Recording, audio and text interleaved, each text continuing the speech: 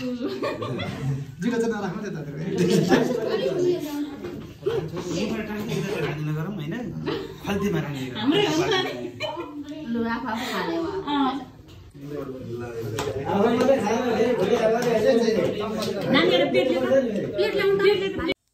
मेरो र भाउजूको आज चाहिँ बर्थडे थियो अनि यो बर्थडेमा चाहिँ भाउजू र मैले नै एकै ठाउँ बसेर मनाउने प्लानिङ गर्यौं।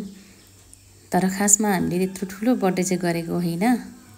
केक चाहिँ दुईटा थियो अनि हामी दुईजनाले चाहिँ अब सधैँभरि आउँदैन भनेर चाहिँ यो प्लानिङ गरेर हुन्छ एकै ठाउँ बसेर मनाऊँ न त भन्ने खालको कुरा भयो। अनि त्यही भएर चाहिँ हल्का जे होस् रमाइलो भयो। गोजीमा हाल्दियो भने खोल्नु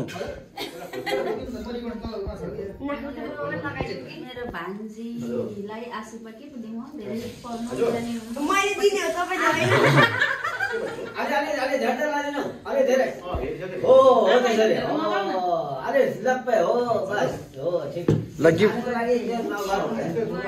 ल खोल्नु त मम्मी नखोल्नु है बन्द यहाँनिर बन्द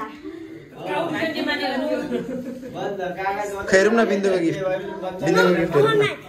जानु त भाइ घरे खोलेको भिडियो बनाउनु पर्छ ल। थ्यांक यू मेरो भान्जाश्री धन्यवाद। लास्टमा चाहिँ हामी दुईजनाको फोटो